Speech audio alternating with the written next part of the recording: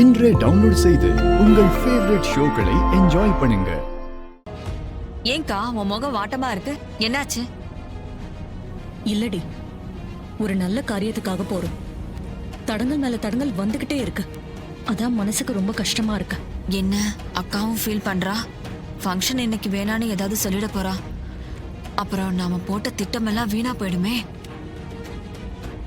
அம்மா, உங்களுக்கு மனசு கஷ்டமா இருந்தா இந்த ஃபங்க்ஷனை இன்னொரு நாளைக்கு வச்சுக்கலாமா? ஐயோ, என்ன ரேவதி இப்படி பேசுறா? எல்லாருமா சேர்ந்து அக்கா மனசை மாத்திடுவாங்க போல இருக்கே. விடக்கூடாது. எப்படியா இருந்தாலும் நம்ம திட்டத்தை நிறைவேற்றியே ஆகணும். ஏதாவது பண்ணணுமே, என்ன பண்ணலாம்? என்ன ரேவதி பேசுற? நாம என்ன நல்ல காரியம் செஞ்சாலும் இந்த மாதிரி சின்ன சின்ன தடைங்க வரதா செய்யும்.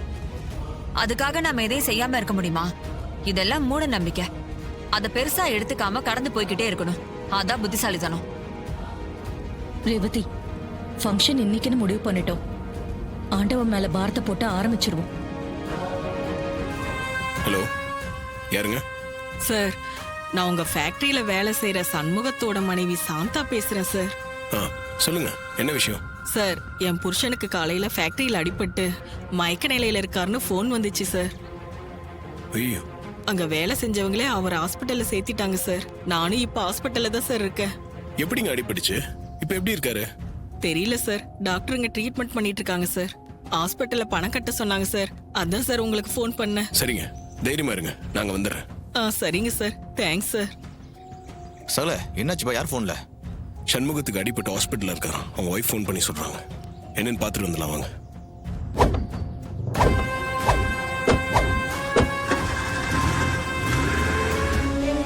எப்படி இருக்கீங்க?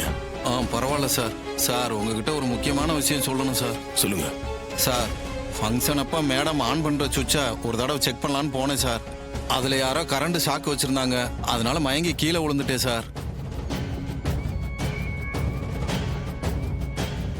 அங்க கரண்ட் ஷாக்கு யார் வச்சான்னு நீங்க தான் சார் கண்டுபிடிக்கணும். மேடத்தோட உயிருக்கு ஆபத்து இருக்கு சார். எப்படியாவது அவங்கள காப்பாத்துங்க சார். அதை சொல்றதுக்கு தான் சார் நான் உங்களை வர சொன்னேன்.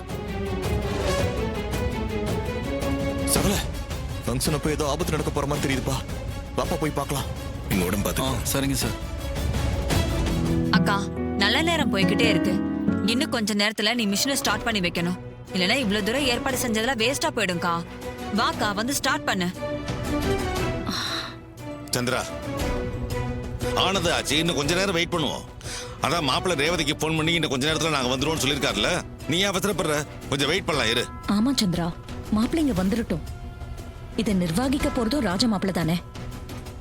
அவரு இல்லாம செய்யறது சரியா இருக்காது. கொஞ்சம் வெயிட் பண்ணலாம். இவ கதையை முடிக்கலான்னு பார்த்தா தடங்கள் மேல தடங்கள் வந்துகிட்டே இருக்கே. ஐயோ, அந்த டிரைவர் பையன் வேற வந்துட போறான்.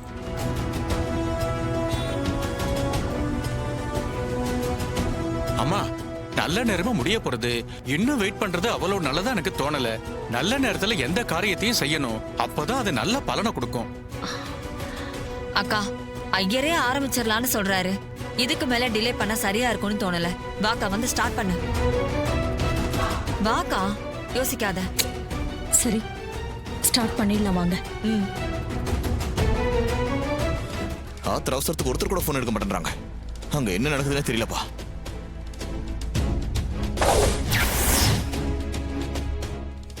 ஈஸ்வரி, ஆன் பண்ணு.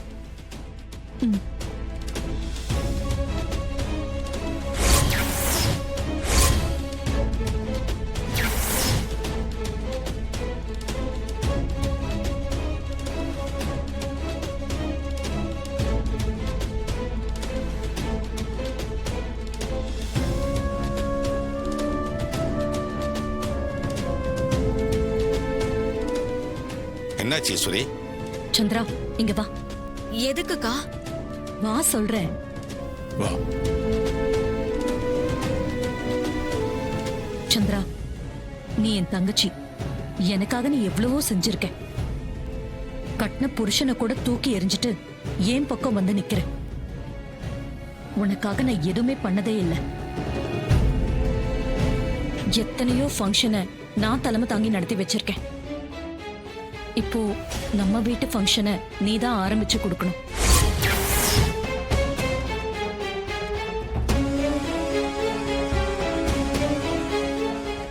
எனக்கா சொல்ற? நான் தொடங்கி வைக்கணுமா? ஆமா, நீதான் தொடங்கி வைக்கணும். வா, வந்து லேவரை தொட்டு ஸ்டார்ட் பண்ணு. ஐயோ, இந்த லிவரை தொட்டா நான் பரலோகம் போய் சேர வேண்டியதான். ஏ அக்கா, என்னைக்கும் இல்லாம இன்னைக்கு ஏண்டி பாசத்தை பொழிஞ்சு எக்காதே முடிக்க பாக்குற? என்ன சந்திரா, என்ன யோசிக்கிற? வா. இல்லக்கா, வேணாம். உன் கைதான் ராசியான கை. நீயே உன் கையால ஆரம்பிச்சு வை, அதுதான் நல்லாவும் இருக்கும். ஏய், நீயும் ராசியானவதான். உன் கையால ஆரம்பிச்சா எல்லாம் நல்லபடியா தான் நடக்கும். நான் முடிவு பண்ணிட்டேன். நீதான் லேவரை தொட்டு ஸ்டார்ட் பண்ணி வைக்கணும். ஐயோ, இன்னைக்கு விட மாட்டா போல இருக்கே. இவ கதையை முடிச்சலான்னு பார்த்தா ஏன் கதையை முடிச்சிருவா போல இருக்கே. சித்தி, யோசிக்காதீங்க. அம்மா தான் இவ்வளவு தூரம் சொல்றாங்கல்ல, போங்க போய் ஸ்டார்ட் பண்ணுங்க. சித்தி, நம்ம வீட்ல அம்மாக்கு அடுத்து நீங்க தான் எல்லாம். உங்களுக்கு அம்மா கொடுக்கிற கௌரவத்தை வேணான்னு சொல்லாதீங்க. போங்க, போய் லீவரை தொட்டு ஸ்டார்ட் பண்ணுங்க. என்ன இது, குடும்பமே நம்மள கொல்ல பாக்குது. எப்படியாவது இதுல இருந்து எஸ்கேப் ஆகணும். என்ன பண்ணலாம்? நம்ம ரேவதி தொடங்கி வைக்கட்டுமே. அவ தொடங்கி வச்சா இந்த வியாபாரம் அமோகமா நடக்கும். ரேவதி தான்க்கா இதுக்கு ரைட் பர்சன். அவளே தொடங்கி வைக்கட்டும். நீ சொல்றதும் கரெக்டா தான் இருக்கு. ரேவதி, நீயே ஸ்டார்ட் பண்ணிடு. இந்த பிசினஸ் பெருசா வளரட்டும். அப்பாடா, எப்படியோ தப்பிச்சாச்சு. அடச்சே, இல்லம்மா, எனக்கு வேண்டாம். நீங்களே யாராவது ஸ்டார்ட் பண்ணி வைங்க. ரேவதி, அம்மா சொல்றாள்ல, வா. வா ரேவதி, வா. போ ரேவதி.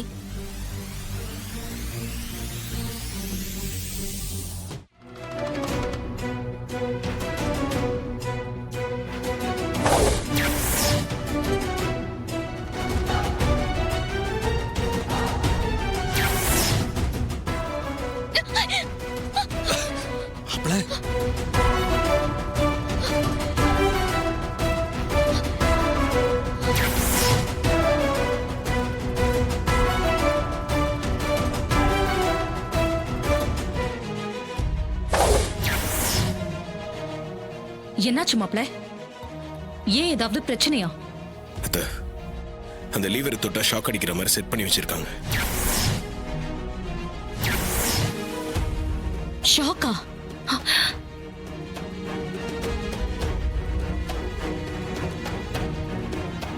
நாங்க ஃபோன் பண்ணி பார்த்தோம், நீங்க யாருமே எடுக்கல.